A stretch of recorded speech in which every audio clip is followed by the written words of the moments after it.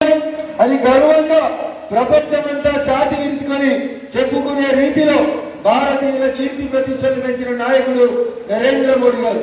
అందుకనే కాశ్మీర్ నుంచి కన్యాకుమారి దాకా ఎవరెంత అరిసినా, ఎవరెంత గీ పెట్టినా, ఏ టీవీ చూపెట్టినా, ఏ టీవీ చూపెట్టకపోయినా, ఎవరికి నచ్చినా నచ్చకపోయినా 400 మంది ఎంపీలతోటి మూడోసారి ఈ దేశానికి ప్రధానమంత్రిగా నరేంద్ర మోడీ రాబోతున్నారు.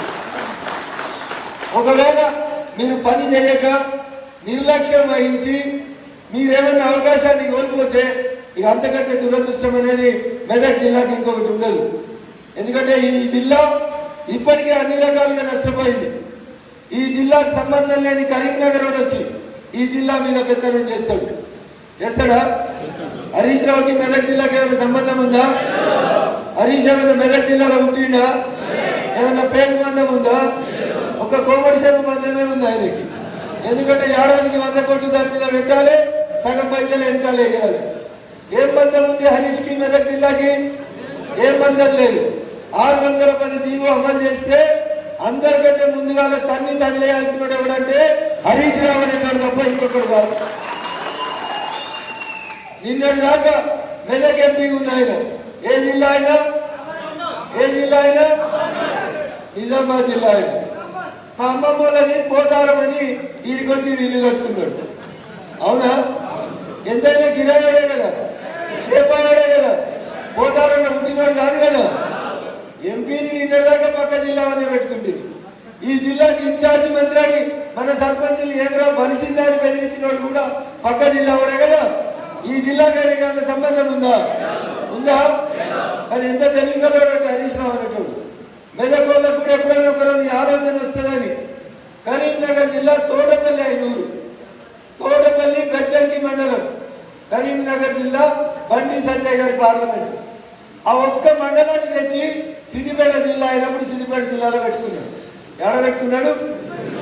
బెజ్జంకి మండలాన్ని ఒక్కదాన్ని తెచ్చి కరీంనగర్ పార్లమెంట్లోకి వెళ్ళి కరీంనగర్ జిల్లాకి వెళ్ళి తీసుకొచ్చి దాన్ని ఆడబెట్టిండు, సిద్దిపేట జిల్లాలో పెట్టుకున్నాడు. ఎందుకంటే రేపు దుబ్బాకోలకు తెలివి ఎక్కువ. ఈ రఘునందన్ అనేటువంటి ఎప్పుడైనా ఆయన లొల్లి పెట్టిండు అనుకో, నన్ను మా మామ కరీంనగర్ పంపిస్తే నన్ను ఆడెవరు దేకడో అన్న బాధకి ఆయన తెచ్చుకొని తోటపల్లిని సిద్దిపేట జిల్లాలో పెట్టుకున్నాడు. ఇక ఇంత దుర్మార్గుడు హరీష్ రావు అనేటువంటి. అందుకని దయచేసి ఒక్కసారి ఆలోచించుర్రి. సరే, మొన్న ఏం జరిగింది? మొన్నటి ఎన్నికలలో ఎందుకు ఫలితం అట్లా వచ్చింది?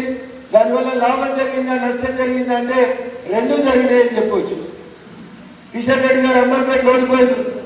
ఏం జరిగింది? లాభం జరిగిందా నష్టం జరిగిందా? 4 నెలలు బాధపడ్డారు కిషన్ రెడ్డి గారు. పొద్దున్నే గల్లీ పాదయాత్ర చేస్తే అంబర్పేటలో నన్ను ఓడిపించారని కిషన్ రెడ్డి గారు బాధపడ్డారు. 4 నెలల తర్వాత పార్టీ అవకాశం ఇచ్చింది. ఏమైంది? కిషన్ రెడ్డి గారు సికింద్రాబాద్ ఎంపీ అయింది. సికింద్రాబాద్ ఎంపీ అయినాక ఏమైంది?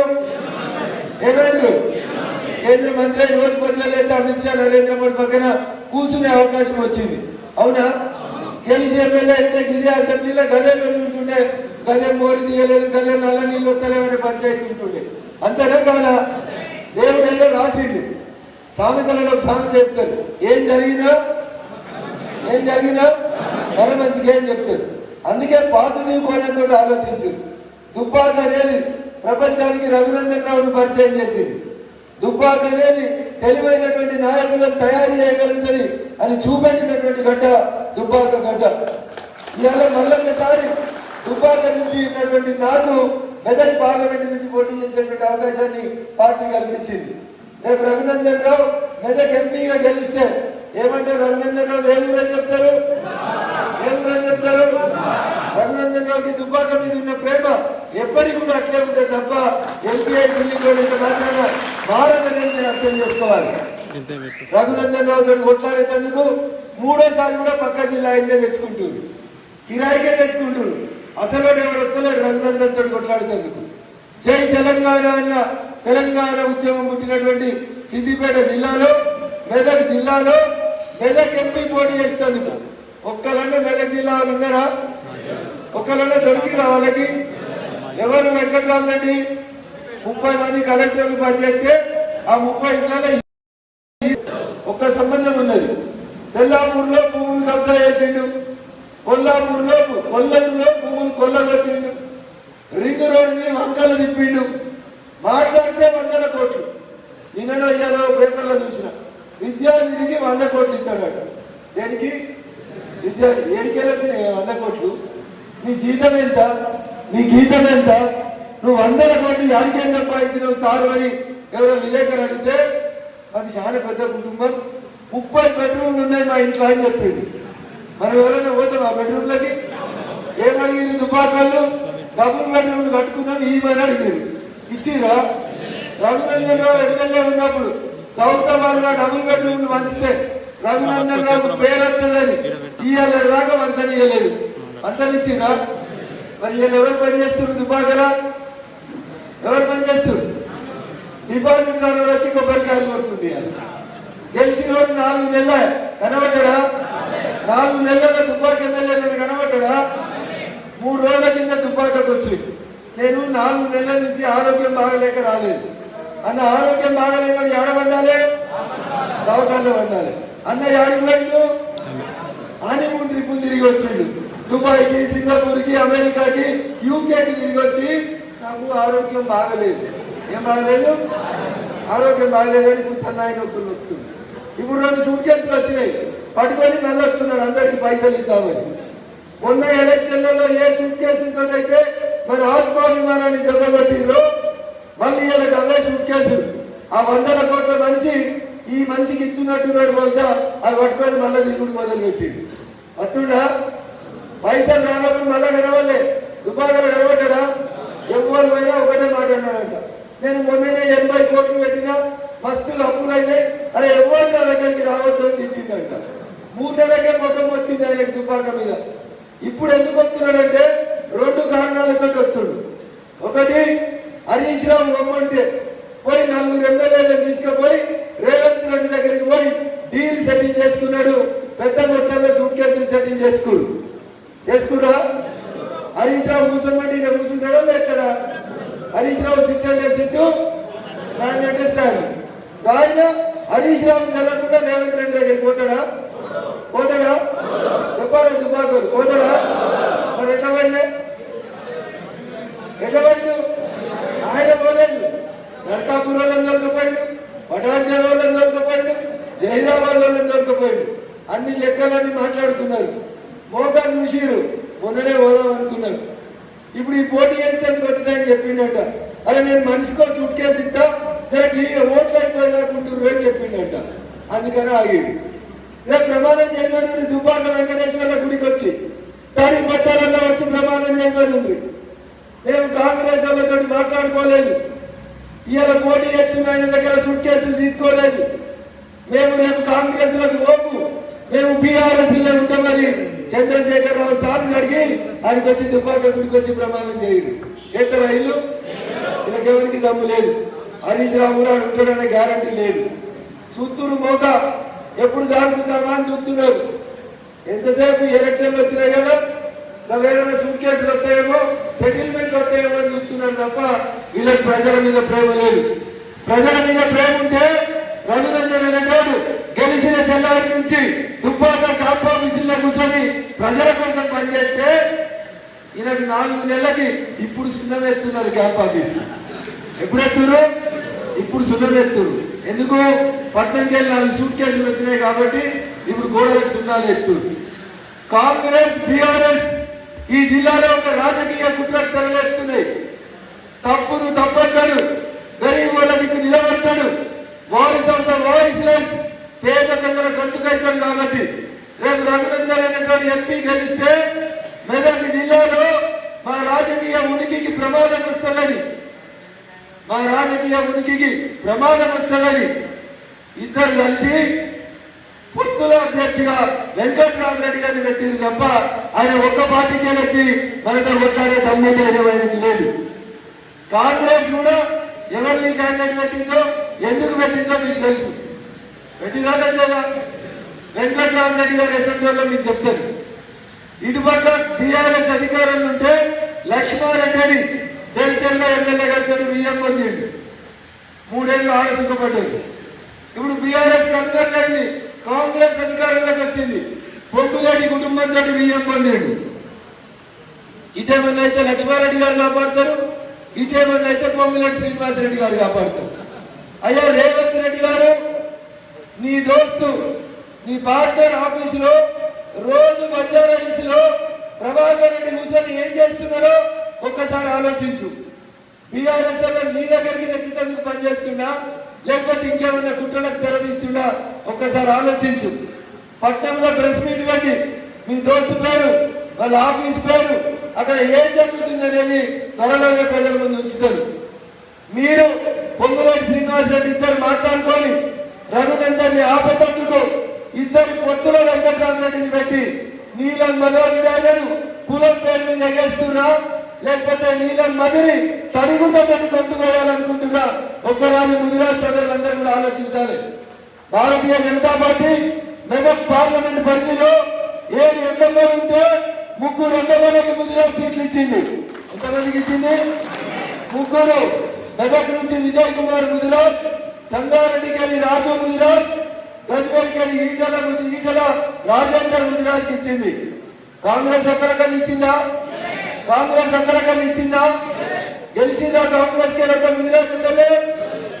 ఇంకొక ఎమ్మెల్యే ఇచ్చినాం మనం, పటాన్చెరుకెళ్ళి నందీశ్వర్ గౌడ్ గారికి ఇచ్చినాం. 4వ ఎమ్మెల్యే కూడా బీసీ బిడ్డకే ఇచ్చింది భారతీయ జనతా పార్టీ. 5వ సీటు నర్సాపూర్ మురళీ యాదవ్ గారికి ఇచ్చినాం. 7 అసెంబ్లీ సీట్లుంటే 7 5 సీట్లని బీసీలకు ఇచ్చింది. 1 దూది శ్రీకాంత్ రెడ్డికి ఇచ్చింది, 2వ సీటు రఘునందన్ రావుకి ఇచ్చింది. మరి ఆ రోజు ఎవరో గుర్తుకు రాలే. ఇవాళ వచ్చి కులం పేరు మీద ఓట్లు అడిగేందుకు కొత్త నాటకాలకు తెరలేపుతున్నారు. అందుకని దయచేసి ఇందాక నాగభూషణ్ గారు మాట్లాడినా, బాలచందర్ మాట్లాడినా, తుక్కాపూర్ సర్పంచ్ మాట్లాడినా ఈ పంచాయతీ కులం పంచాయతీ కాదు. కులాల పేరు మీద తెలంగాణలో ఇవాళ దాకా ఎవరు రాజకీయం చేయలేదు. చేస్తుంటే ముదిరాజ్ అనే పేరుకి అర్థం చెప్పిన ఆయనే కాసాని జ్ఞానేశ్వర్ ముదిరాజ్ అనేట ఆయన నర్సాపూర్ లో పోటీ చేస్తే 10,000 ఓట్లు వేయలేదు. దాని గుర్తుకోవాలి నాగభూషణం వల్ల. సామాజిక వర్గాలలో అణగారిన వర్గం, సామాజిక వర్గాలలో అణగారిన వర్గం, అసలు పేదలు ఉండేటువంటి వర్గం, దళితులలో మేము మాదిగలం అని చెప్పుకోవడానికే గర్వకారణమైనటువంటి మందకృష్ణ మాదిగారిని కూడా గెలవనీయలేదు మాదిగ సోదరులు. ఒకసారి ఆలోచించాలి. కాబట్టి కులం పేరు మీద మేమెవరమో గెలుస్తాం, మేమెవరమో రాజకీయం చేస్తామని మిత్రుడు మాట్లాడుకుంటే ఆయనకు కూడా తడిగుడ్డతోటి కాంగ్రెస్ అధినాయకత్వం గొంతుకు వస్తుందనేది మాత్రం నేను ఈ సందర్భంగా చెప్పదలుచుకున్నాను. వెంకట్రామరెడ్డి అటు కాంగ్రెస్ ని ఇటు బీఆర్ఎస్ ని ఇద్దరిని కూడా ఆయన దగ్గర ఉన్నటువంటి ఆర్థిక వనరులతోటి మేనేజ్ చేసి రేపు మెదక్ పార్లమెంట్ గెలుతామని వచ్చిండు. ఏం చేయాలి మరి దుబ్బాకోళ్ళు? ఏం చేయాలి? హుషారు ఉండాలా అంట? ఉప ఎన్నికలప్పుడు ఉన్నట్టు హుషారు ఉండాలా అంట? అప్పుడు మరలబడ్డామా? ఎదురు తిరిగినామా? పోలీసు వాళ్ళంతా అడ్డుకున్నామా? అప్పుడు ఎక్కడ కొట్లాడలేదా? మరి వీళ్ళు ఎందుకు చైతన్యం సేవ గురించి తగ్గిపోయిన ఒకసారి ఆలోచించాలి. దయచేసి ఇది మనందరి జీవితాలకు సంబంధించినటువంటి అంశం. రేపు మళ్ళీ మీరు సర్పంచ్లు కావాలన్నా, ఎంపీటీసీలు కావాలన్నా, జడ్పీటీసీలు గెలవాలన్నా, రేపటి మన భవిష్యత్ బాగుండాలంటే ప్రధానమంత్రి నరేంద్ర మోడీ గారు కంపల్సరీ అవుతున్నారు. కాబట్టి రఘునందన్ని మెదక్ పార్లమెంట్ నుంచి గెలిపించి పంపిస్తే ఈ 1200 గ్రామ పంచాయతీల్లో మన జీవితాలు మారుతాయని మీరు అర్థం చేసుకోవాలి, ఆలోచించాలి. ఏమైతే నేను ఒక్కరు లేకపోతే నాకు 1000 రూపాయలు ఇచ్చిరు, నాకు 2000 ఇచ్చిరు అనేటువంటి ఆలోచన ఎవరైనా చేస్తే మొత్తం నష్టం పార్టీకి జరుగుతుంది తప్ప రఘునందన్కి నష్టం జరగదు. అందుకని దయచేసి ఒకసారి అర్థం చేసుకోవాలి. ఇప్పుడు ఇంత పొరపాటున మీరు ఏమరపాటుగా లేకపోతే మీ ఊర్లో ఉన్నటువంటి ఎవరితో పైసలు పంపుతుందో మీకు తెలుసు. ఎవరితో పంపుతున్నారు? ఎవరు వచ్చారు మన పైసలు? ఎవరు వచ్చారు? ఎవరితో పంచిపించారు? ఎవరితోటి? ఎవరు వచ్చారు? నేను ఎలక్షన్ కోడ్ లో ఉన్నా కాబట్టి నేను ఏం మాట్లాడాలో ఏం మాట్లాడకూడదో నాకు లిమిటేషన్. మీకు తెలుసు ఎవరు వచ్చి డబ్బులు వచ్చారు? కాబట్టి ఇప్పుడు కూడా వాళ్ళే వచ్చేందుకు ప్రయత్నం చేస్తారు. నేను మీకంటే ఒక మాట చెప్తాను. దుబ్బాక ఉప ఎన్నికలప్పుడు లాడ్జింగ్ లో కూర్చొని పైసలు పంచుతా అంటే మనల్ని పోయి లాడ్జింగ్ తరపున వాళ్ళకొట్టి ఎట్లా నన్నీరు రేపు ఎవరైనా పైసలు పంచుతామని ఊర్లోకి వస్తే అట్లా సత్తలు డబ్బులు వచ్చి ఓట్లు అనుకుంటాం, ప్రజాస్వామ్యాన్ని కూలీ చేస్తామంటే ఎవరైనా సరే మన పైసలు వచ్చినోడు ఏ ప్రభుత్వ ఉద్యోగం అయినా సరే డబ్బులు మంచి రాజకీయాల్ని తారుమారు చేస్తామని ఆలోచిస్తే ఖచ్చితంగా నిలబడతాం, కలబడతాం, అవసరమైతే ఏదైనా కొట్లాడతామనే మెసేజ్ ఖచ్చితంగా దుబ్బాక నుంచే పంపాలని మీకు అందరూ కూడా సవినయంగా విజ్ఞప్తి చేస్తా ఉన్నారు. దుబ్బాక ప్రజలు మీకు ఇలా మొత్తం మెదక్ పార్లమెంట్ చూస్తుంది. దుబ్బాక వాళ్ళు ఏం చేస్తారని ఆలోచిస్తుంది. ఏం చేయాలి మీరు? దుబ్బాకలో మీ ఊర్లు మీరు తినడంతో పాటు అన్ని ఊర్లకి 4 ముస్లింలు ఉన్నారు. ఒక ఆర్ఎస్టర్ వాళ్ళ కులముల దగ్గరికి పోవాలి. మంగళ సాయి ఉన్నాడు, జిల్లాలకు తెలిసిన అన్ని సంఘాల దగ్గరికి పోవాలి. చింతా సంతోష్ గుప్తా గారు ఉన్నారు, షేక్ డేవిడ్ పోవాలి. ఇక్కడ ఎస్ఎన్ చారి ఉన్నాడు, వాళ్ళ కులానికి సంబంధించిన విశ్వకర్మలు అడుగుంటే ఆడికి పోవాలి. మీరే అనుకోండి, రగన్న చెప్పలేదు, రగన్న కాలుకు పైసలు ఇవ్వలేదు, ఇలా మీటింగ్ వస్తే ఏమన్నా ఇస్తారా? ఇవన్నీ దయచేసి బంద్ చేసి మిమ్మల్ని మీరు నాయకులుగా గుర్తించుకొని రేపు మీరు కాబోయే నాయకులుగా ఆలోచించుకొని మీరు గ్రౌండ్ లో యుద్ధం చేస్తే ఈ గెలుపు అనేది సాధ్యపడుతుంది. ప్రజలందరూ కూడా విశ్వాసంతో ఉన్నారు. రఘునందన్ రావు గెలిపియాలి. ఇది నేను గుర్తా చెప్తాను. ఇందాక ఎవరో చెప్పారు సోషల్ మీడియాలో ఇంత పర్సెంటేజ్ అంత పర్సెంటేజ్ అని. అబద్ధాలు పెట్టాల్సిన అవసరం లేదు. అమిత్ షా గారి టీం చేసిన సర్వేలో తెలంగాణలో అందరికంటే ఎక్కువ ఓట్లు వచ్చినటువంటి పార్లమెంట్ 45% ఓట్లు వచ్చి అందరికంటే ఎక్కువ ఓట్లతోటి మొదటి స్థానంలో ఉన్న పార్లమెంట్ మెదక్ పార్లమెంట్. కానీ ఈ మాట చెప్పి దుబ్బాక ఎన్నికలలో కూడా మీరు ఇట్లే మోసపోయింది. చివరి నిమిషం దాకా మనమే నెంబర్ 1 స్థానంలో ఉన్నాం. 24 గంటల ముందు మీరు నిద్రపోయినప్పుడు దొంగలు వచ్చి ఊళ్ళని మంచుకున్నారు. ఇప్పుడు కూడా చెప్తా ఉన్నాం మీకు 100కి 47% ఓట్లతోటి మనం నెంబర్ 1 స్థానంలో ఉన్నాం. లాస్ట్ 2 రోజులు మళ్ళా దొంగలు ఊర్లలో పడకుండా కాపలా ఉండాల్సిన బాధ్యత ఎవరిది? ప్రతి కార్యకర్తది. నువ్వు ఇత్తలేవు కదా పైసలు, వాళ్ళు ఇస్తే తీసుకుంటే ఏమైతుంది బిడ్డ అన్నారు అనుకో, ఇచ్చేటందుకు వచ్చిన లాభం కలిగేదాకా కొట్టాలి. ఏం దాకా ఈ తరగతి ఉంటుంది. ఏం కాదు, ఎలక్షన్ కమిషన్ పై రోజు కంప్లైంట్లు చేస్తున్నాడు. రఘునందన్ రావు బెదిరిస్తున్నాడు, రఘునందన్ రావు బూతులు తిడుతున్నాడు, రఘునందన్ రావు ఇది చేస్తున్నాడు, రఘునందన్ రావు అది చేస్తున్నాడు అని. రఘునందన్ రావు బరాబర్ ఇట్లే మాట్లాడతాడు. తప్పు జరిగితే ఎదురు తిరుగుమని చెప్తాడు, అన్యాయం చేస్తే కలబడమని చెప్తాడు.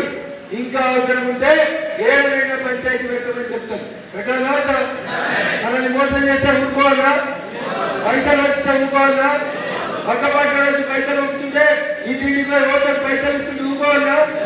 లైన్ లో నిలిచిన పైసలు ఇస్తుంటే చూస్తూ ఊరుకుంటారా? ఒకసారి మౌనం ఉన్నందుకే ఎంత నష్టం కలిగిందో మనం చూస్తా ఉన్నాం. అవునా? మరి మళ్ళీ రేపు కూడా అట్లే ఉన్నామా? చెప్తున్నామా? ఉంటారు కొందరు మన పార్టీలో కూడా. మన పార్టీలో ఉండి మన కందులో వేసుకొని ఒకరిద్దరు అడిగికి వంట పడుతున్నారు. పార్టీ గుర్తించింది, హైకమాండ్ గుర్తించింది. ఎందుకంటే చంద్రశేఖరరావు అనేటోడే ఫ్లగ్గులు పెట్టి ఎవరితో మాట్లాడుతున్నారో వింటుంటే మనం వినడానికి రాదా? వస్తుందా రాదా? అప్పుడే వస్తుందా రాదా?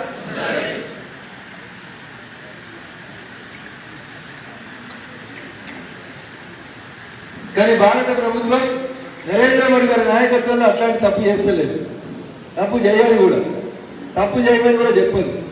ఎందుకంటే సంస్కృతి సంస్కారం కలిగినటువంటి పార్టీ. కోడలు ఫోన్ అల్లుని ఫోన్ అని ఎవరైనా చెప్తాడా? ఆఖరికి పిల్లల ఫోన్ కూడా ఇమ్మంటారా? కుటుంబ సభ్యుల ఫోన్ కూడా ఇంటాడా ఎవరైనా? చంద్రశేఖరరావు అనేటోడు విన్నాడు. ఎవడు విన్నాడు? అల్లుడు హరీష్ ఫోన్ కూడా విన్నాడు. అందుకనే వాడు బొట్టబాజీ మాటలు మాట్లాడిందని 6 నెలలు మంత్రి పదవి కూడా ఇవ్వలేదు. ఇచ్చిండా? ఇవన్నీ వాస్తవాలు. నేనేదో కడుపు ఉపసంతో చెప్తలేను ఆయన మీద. ఇవన్నీ వాస్తవాలు. కానీ ఒకటి అర్థం చేసుకోవాలి.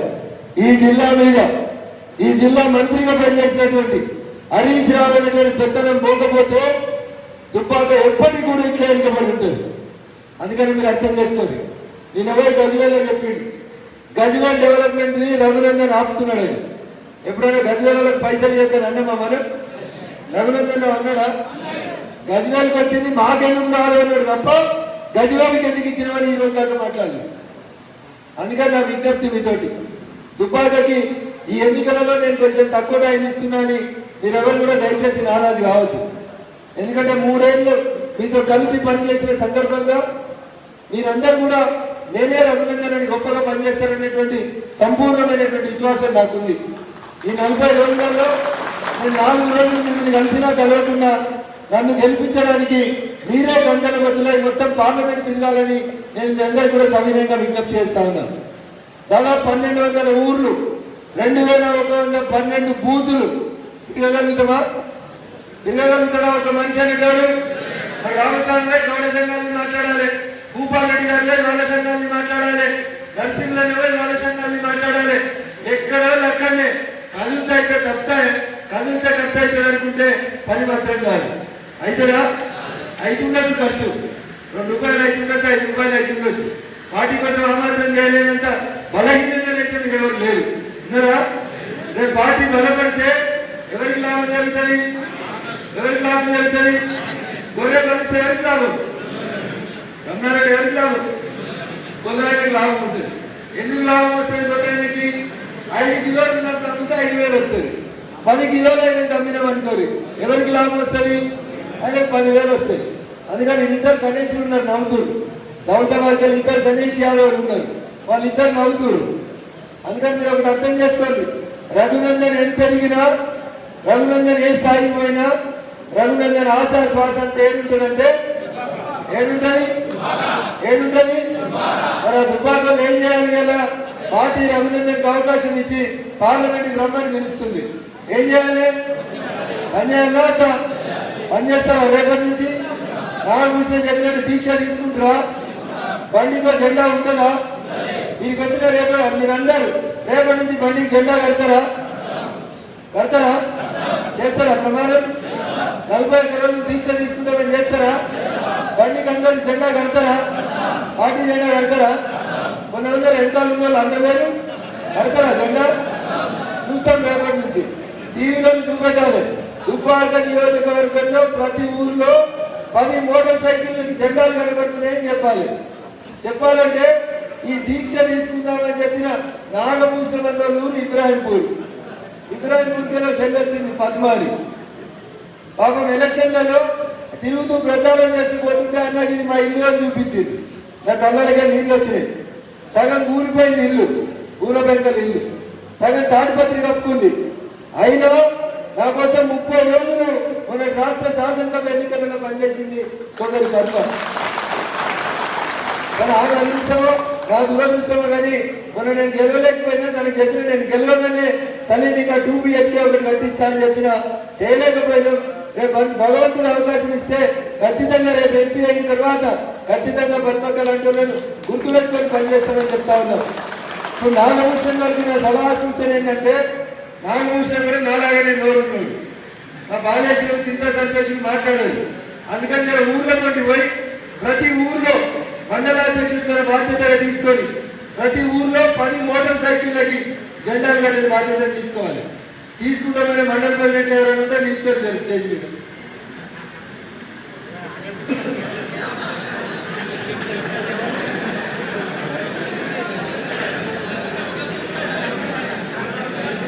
అంటే వాళ్ళ మీద వాళ్ళకే డౌట్ ఉంది, వాళ్ళకి ఏం చేయాలో చెప్తలేదు. అవునా? నేను ఏమడిగినా ప్రతి ఊళ్ళో 10 మంది కార్యకర్తలకి జెండా కట్టిస్తామనే విశ్వాసం ఉన్న మండల ప్రెసిడెంట్ నిలబడి లేదు. ఒకరి ముఖాలు చూసుకుంటూ రఘునందన్ రావు ఎంత అమాయకంగా రాజకీయాలతో దుబ్బాక గెలవలేదు. అర్థమైందా? సెల్ఫ్ కాన్ఫిడెన్స్ లేకపోతే ఏ పని కూడా చేత కాదు. నేను ఇలా మాట్లాడితే గర్వంతో మాట్లాడినా అనుకుంటాను. నేను ఇలా మీ ముందు చెప్పిపోతా ఉన్నా, మీకు విశ్వాసం రావాలని. 100 మంది వెంకట్రావు రెడ్డిని వచ్చిన, 1000 మంది కొత్త ప్రభాకర్ రెడ్డిని వచ్చిన, వారి ఇంటికి 1,00,000 వచ్చిన మెదక్ పార్లమెంట్ గెలిచారు.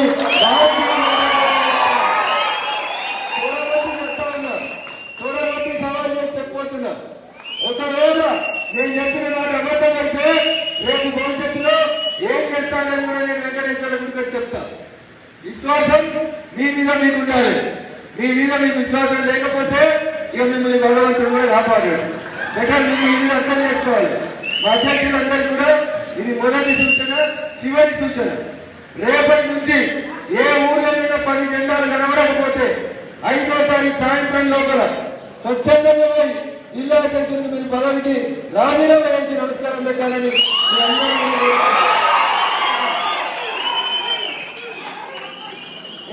ఆర్డర్. ఇది ఆర్డర్గానే చెప్తా ఉంది. ఎందుకంటే దేశమంతా మెదక్ దిక్కు చూస్తుంది. తెలంగాణ సమాజం అంతా రఘునందన్ ఎటువంటి దుర్భాగ్యాలను ఆలోచిస్తుంది. చంద్రం మీద విభీషణ్ పడది, విభీషణ్ మీద స్వామిరెడ్డి పడది, స్వామిరెడ్డి సింగ్ మీద కమలాకర్ పడది, ఒకరి మీద ఒకరిని పడది. ఏం జరిగింది? అల్టిమేట్ గా మీ కడుపులో ఉన్న గ్యాస్ తో ఎవరికి నష్టం జరిగింది? మీకే నష్టం జరిగింది, నాకేం జరగలేదు. రఘునందన్ 7 ఇట్లా ఉంటాడు. రఘునందన్కి ఏం ఫరక్ పడదు. 2018 ఓడిపోయిన భయపడి పోలేదు, 19 ఓడిపోయిన భయపడి పోలేదు, 20 కడుపుల పేరు జరగడం కొట్లాడినా గెలిచినా గెలవలేదా? గెలిచినా గెలవలేదా? అప్పుడు ఇంతమంది లేదు దుబ్బాక బీజేపీలో ఉన్నారా? బలగం తయారైందా? బలగం సింబల్ ఉంది. ఒకసారి ఇంటికి పోయి మనోడు ఉంటేది, పక్కింట్లో ఉంటేది తెలుస్తుంది. నీకు పోరాటం ఉంటే వాళ్ళు నువ్వు ముద్దాడుతూ అందంగా ఉంటుంది. అంతేనా? పోయి కరీంనగర్ ఎంపీ తోటి ఫోటో దిగుతాం, పోయి నిజామాబాద్ ఎంపీ తోటి ఫోటో దిగుతాం, పోయి మల్కాజ్గిరి ఎంపీ తోటి ఫోటో దిగుతాం. పక్కింట్లో పోరాటం తెచ్చుకొని ముద్దాడుతామంటే ఇక అది నీ గౌరవమో నీకు అవమానం అనేది ఒకసారి ఆలోచించుకోవాలి. ఎదకెంపీ గెలుస్తావా? ఎదకెంపీ గెలుస్తావా? పక్కన 90 తల వంచుకుంటావా అని ఒకసారి ఆలోచించుకోవాలి. ఇలా బాధతో మాట్లాడుతున్నా, ఆవేశంగా మాట్లాడుతున్నా. మీరు చేసిన తప్పులేదో మీకు అందరికి తెలుసు. గుండె మీద చేసుకొని ఆలోచించుకోండి. ఇలా రఘునందన్ రావు గెలుపుని నేను మళ్ళీ చెప్తున్నా. హరీష్ గారు ఆపలేడు, కొత్త ప్రభాకర్ గారు ఆపలేడు, వెంకట్రావు నాయుడు గారు కూడా ఆపలేడు. ప్రజలు డిసైడ్ అవుతారు. రఘునందన్ ముఖం చూసి కాదు, నరేంద్ర మోడీ ముఖం చూసి పార్టీ అవకాశం ఇచ్చింది. కాపాడుకుంటా లేదా మీ కర్మ, చంపుకుంటారా సాదుకుంటారా మీ ఇష్టం. నేను మళ్ళీ చెప్తా ఉన్నా. ఇందాక ఒక మిత్రుడు అన్నాడు పటాన్చల్లో నిజంగా జరిగింది. ఎన్ని మాటలు అన్నారో చదువుకోవాలి. నేను రోజు పోయిన 4 రోజులకు పోతే నేను ఒక్కటే మాట చెప్పిన, అంటే మీకు తెలియదు మీ లెక్క మా దుబ్బాకలకు పైసలు లేకపోవచ్చు, కానీ ప్రారంభించి కొట్లాడతారు నా కోసం. కొట్లాడింది కాబట్టి నేను బై ఎలక్షన్లో గెలుస్తున్నాను. ఏదో చిన్న కారణాలతో ఒక్కసారి వెళ్ళిపోగానే దుబ్బాకలు చెడ్డలని మీరు మాట్లాడొద్దని పటాన్చలందరినీ ఖండించాల్సినది. అది నాకు మీ మీద ప్రేమ, అది నాకు మీ మీద స్వతంత్రం. అందుకని చిన్న మనసుతోటి, విరిగిపోయిన మనసుతోటి మీరు ఎప్పుడు పెద్ద లీడర్లు కాదు. ఇది నేను చెప్తలేదు, వాజ్పేయి గారు చెప్పారు. టూటావా దిల్సే, ఇరిగిపోయిన మనసుతోటి, పలిగిపోయిన మనసుతోటి ఈయన పక్కనికి పేరొస్తుంది. వాడిని గుంజుని గుంజితే అల్టిమేట్ గా నష్టపోయేది నువ్వే. చెరపకురా చెరపకురా చెడదు. ఇలా మీరు ఇలా కూర్చున్నారు. 2 రోజుల మీరు కూడా వస్తారు, తిరుగుతారు గుండ్రాగా. అవునా? ఇలా కాంగ్రెస్ సీట్కి ఇచ్చిండు, విభీషణ్ రెడ్డికి ఇచ్చిండు, అన్ని దుబ్బాకలకి ఇచ్చిండ్రు అని అంటే ఎట్లయితే కాదు కదా. వాళ్ళ వంతవరకు వచ్చింది. మొన్నటిదాకా శ్రీకాంత్ రెడ్డి గారు ఉండి, ఇప్పుడు మోహన్ రెడ్డి గారు వచ్చింది. 3 ఏళ్ళ నుంచి ఇంకొక రెడ్డి గారు వస్తారా, ఇంకో రావు గారు వస్తారా వస్తారు, లేకపోతే ఇంకో గౌడ్ సాబ్ వస్తారా వస్తాడు. మన పార్టీలో 3 సంవత్సరాలకు ఒకసారి బూత్ అధ్యక్షుడైనా, మండలాధ్యక్షుడైనా, జిల్లా అధ్యక్షుడైనా, రాష్ట్ర అధ్యక్షుడైనా, ఆల్ ఇండియా పార్టీ అధ్యక్షుడైనా మారుతుంది. ఇటు అవకాశం వచ్చింది కాబట్టి వీళ్ళేదో రగన వీళ్ళని దొరకపోయాడు, కూర్చోబెట్టుకున్నాడు, మమ్మల్ని చిన్నగా చూసిందని దయచేసి అనుకోతుంది. ఇలా వీళ్ళకి అవకాశం ఇచ్చింది పార్టీ. 2 రోజుల తర్వాత వీళ్ళు అడుకోవచ్చు, అటు రోజులు ఇటు రావచ్చు. ఈరోజు పార్టీ నాకు అవకాశం ఇచ్చింది, రేపు ఇంకొకరికి అవకాశం ఇవ్వచ్చు. కానీ పార్టీ ఆయనకు అవకాశం ఇచ్చింది, నేను చేయను, నాకు అవకాశం ఇస్తేనే చేస్తాను అనే కుత్సిత స్వభావం ఉన్న ఎవరున్నా దయచేసి మీ పద్ధతి మార్చుకోండి, మీ బుద్ధి మార్చుకోండి.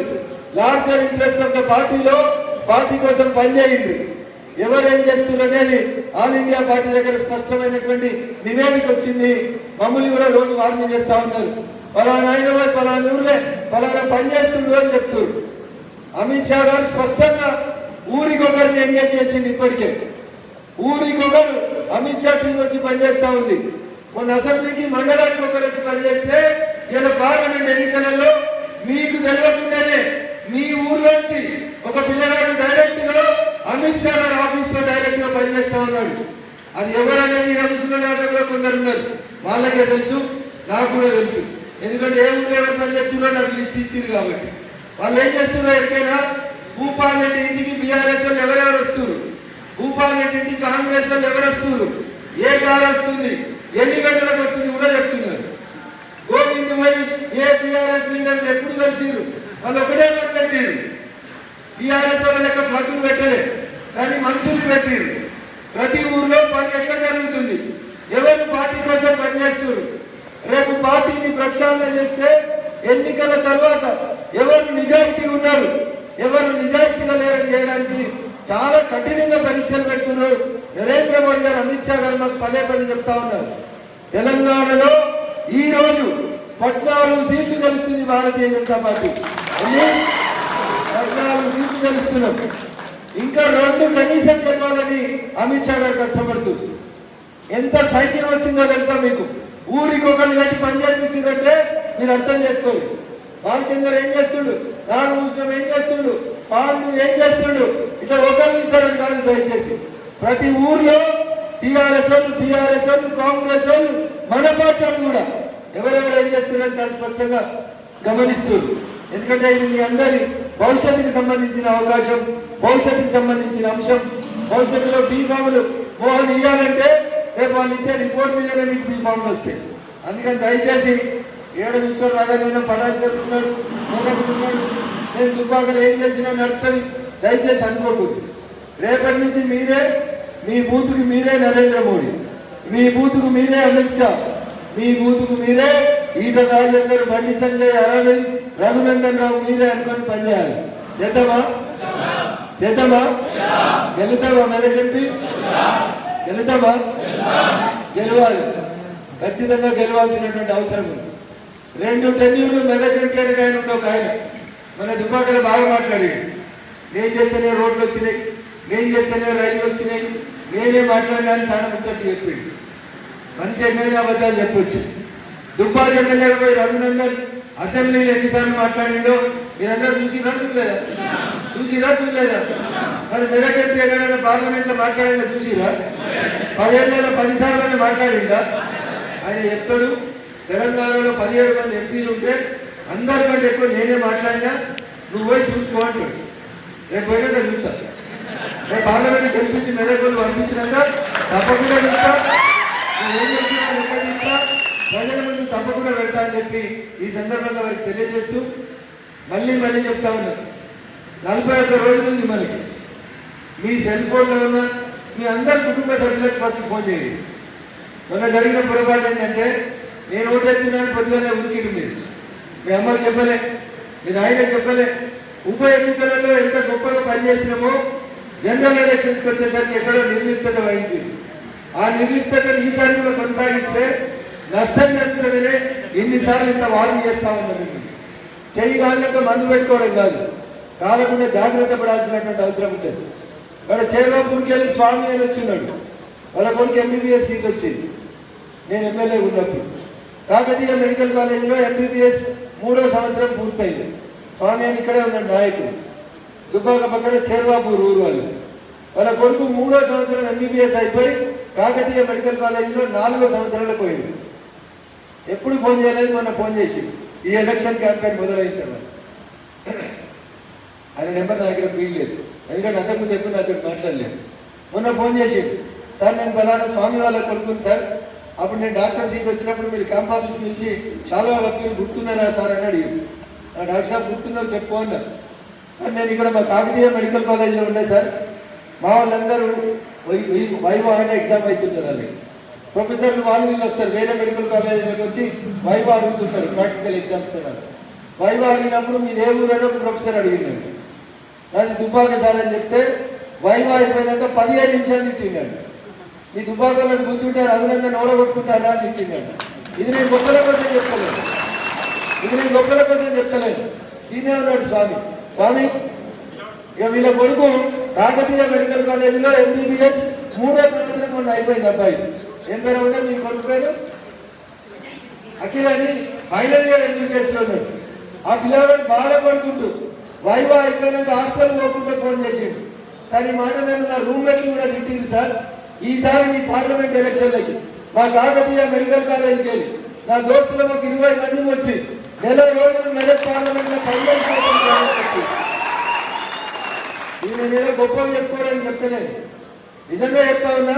అక్కడ సజీవ సాక్ష్యం స్వామి అక్కడే ఉన్నాడు, వేరే వాళ్ళు ఎవరో కాదు. కాకతీయ మెడికల్ కాలేజీకి వెళ్ళి 20 మంది డాక్టర్లు వచ్చి ఏప్రిల్ నెల మొత్తం ఇక్కడ పనిచేస్తామని చెప్పి ఆ పిల్లలు ఒప్పుకున్నారు. ఏం సంబంధమే వాళ్ళకి నాకు? ఏం బంధం ఉన్నది వాళ్ళకి నాకు? ఏం బంధం? నేను ఊరొద్దరుగా వచ్చి పనిచేస్తున్నప్పుడు 3 ఏళ్ళు మీతో కలిసి మీ కుటుంబంలో పుట్టకపోయినా మీ కుటుంబ సభ్యుడిగా మీతో పేరు బంధం పెంచుకున్న రఘునందన్ కోసం మీరు 30-41 రోజులు పనిచేయడంలో ఎవరికైనా నమస్తుందా? ఎవరికైనా ఇబ్బంది ఉందా? జర ఇబ్బంది ఉంటే చేతులు ఎత్తురి, ఇబ్బంది ఉంటే చేతులు ఎత్తురి.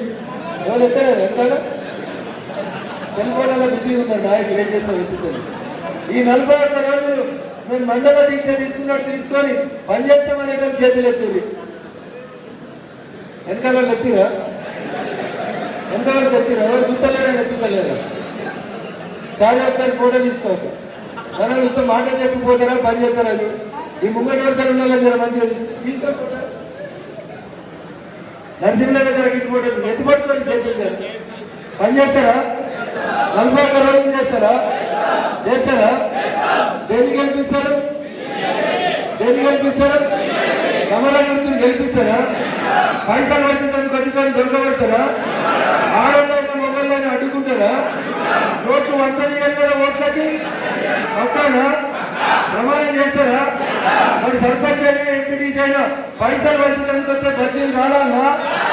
రాడాలా? ఒక ఫ్రీగా ఓటేసే వాతావరణం కల్పిద్దామా? ఒక దుబ్బాక ప్రపంచానికి మెసేజ్ ఇవ్వాలి, మా ఊర్లో ఎవరు పైసలు పంచని దుబ్బాక తీర్మానం చేయాలి. ఒక పంచడానికి వస్తే వాడు ఎవరైనా సరే వాడిని పంచం చేసి పంపుతామా పంపమా? మన మోసం జరిగింది ఆడ, మన మోసం జరిగింది ఆడ. ఎట్లా జరిగింది? దేనితోటి? మరి మళ్ళీ పైసలు పంచనిస్తారా? సర్పంచ్ అయినా ఎంపీటీసీ అయినా సిఏ అయినా ఏపీఎం అయినా పోలీసు ఎవరైనా ఆఖరికి పైసలు వచ్చితే ఊకుంటారా?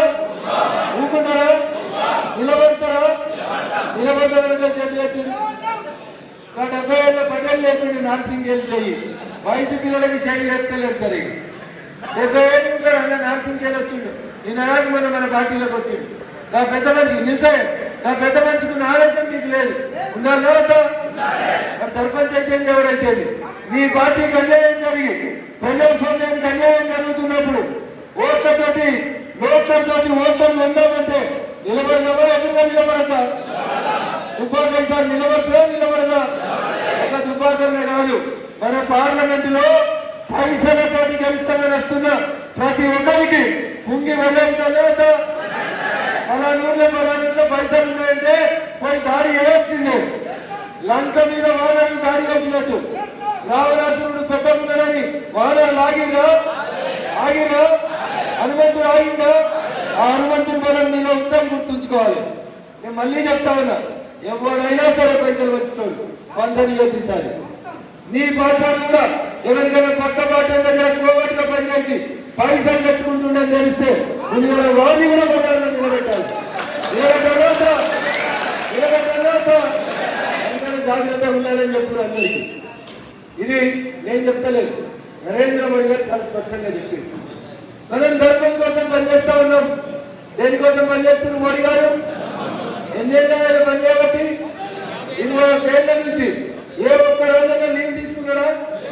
పైసలు గెలిచిందా? వాళ్ళ నాయన 3 సార్లు ముఖ్యమంత్రి ఉంటారు, ముఖ్యమంత్రి అయినా వాళ్ళ నాయన ప్రధానమంత్రి ఉంటారు, ప్రధానమంత్రి అయినా. చిన్న కార్యకర్త స్థాయికి వెళ్ళి కార్యకర్తల పునాదులుగా ఎదిగి ఇలా ఈ స్థాయి దాకా వచ్చింది నరేంద్ర మోడీ గారు. గంట గొప్ప నాయకుడు ఉన్న పార్టీలో పనిచేస్తున్న మనం ఎట్లా పనిచేయాలి? నరేంద్ర మోడీ వారసులు అంటే ఎట్లుండాలి?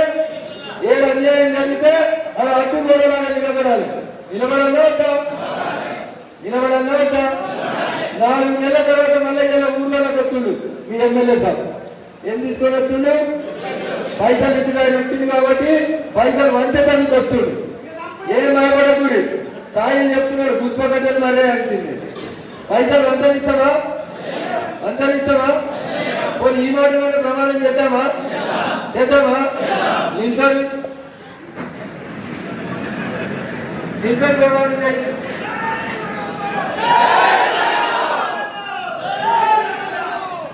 3 పనులు చేస్తామని ప్రమాణం చేయాలి. 1, భారత రాజ్యాంగం మీద ప్రమాణం చేసి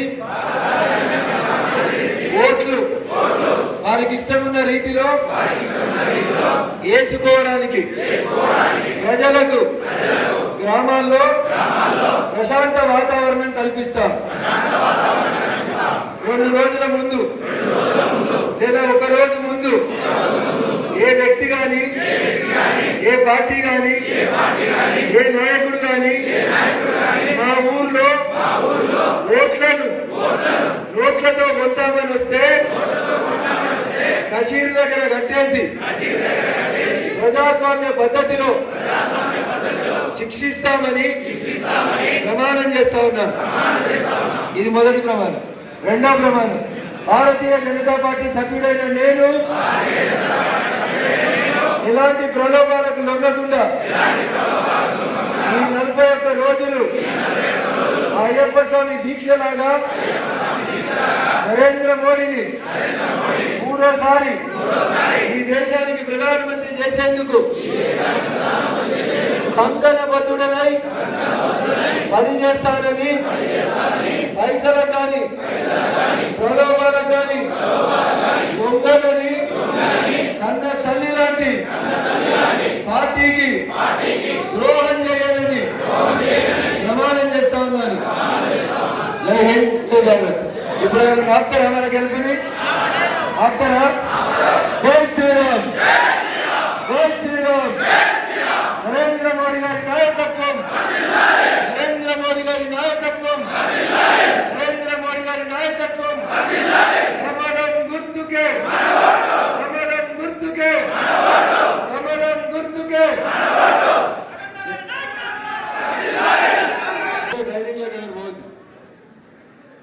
ఇంకో గంట అయినాక చౌరీపూర్ కొత్తూరు సూట్ కేసులు తీసుకొని ఏడికి వస్తారు? చౌరీపూర్ కొత్తూరు. అందుకనే నేను మిమ్మల్ని అలర్ట్ చేసిపోతుంది. సూట్ కేసులు తీసుకొని చౌరీపూర్కి వస్తారు. ఏడికి వస్తారు?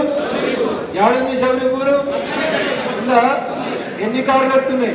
ఎట్లా వస్తున్నాయి? ఎళ్ళకెళ్ళైనా సూట్ కేసులు దిగుతున్నాయా? ఎక్కడికక్కడ నిలబడి సెల్ ఫోన్లలో వీడియోలు తీయాలి. అర్థమైందా? అడ్డుకుంటావా? అడ్డుకోవా? ధన ప్రవాహాన్ని ఆపాలనా వద్దా? ఆపాలనా? ఎలక్షన్ కమిషన్ కూడా చెప్తున్నాడు. మా దుబ్బాకోళ్ళు ప్రమాణం చేసి ఇవ్వాల. మా వాళ్ళు మాట మీద నిలబడతారు. దుబ్బాక దేశంలో అందరికీ ఆదర్శం అవుతుంది. ఒక పార్టీ నేను పైసలు పంచకుండా గెలుస్తానని ప్రమాణం చేస్తుంది. ఎలక్షన్ కమిషన్ అన్ని ఊళ్ళగా పనిచేస్తానని కోరుకోవాలి. దుబ్బాక ఒక తెలంగాణకే కాదు దేశానికి కూడా ఆదర్శంగా నిలబడాలంటే మీ బిడ్డగా రఘునందన్ అనేటువంటి పార్లమెంట్ లో పోతే బరాబరి మెదక్ గొంతుని పార్లమెంట్ లో వినిపిస్తాం. మీ అందరికీ కూడా గౌరవం ఇస్తామని చెప్పి తెలియజేస్తూ, నేను మాట్లాడిన మాటలలో కొంతమంది గుండెలకు గాయాలై ఉంటాయి. ఎందుకు మాట్లాడిందో నాకు తెలుసు, ఎవరు గాయపడ్డారో కూడా నాకు తెలుసు. కానీ నిజం ఇప్పుడు కూడా మాట్లాడుకోకపోతే ఎప్పుడు మాట్లాడుకోలేదు. అందుకని కడుపులో గ్యాస్ ఉంటే ఆ గ్యాస్ తీసేద్దాం. ఇయ్యాలతో దిమాగ్లో ఏమైనా గ్యాప్ ఉంటే పక్క నాయకులతో ఆ గ్యాప్ తీసేద్దాం. అందరం ఒక కుటుంబ సభ్యులాగా పనిచేద్దామని మీ అందరికీ కూడా సవినయంగా అప్పీల్ చేస్తూ సెలవు తీసుకుంటా ఉన్నాను. జై హింద్, జై భారత్, జై శ్రీరామ్.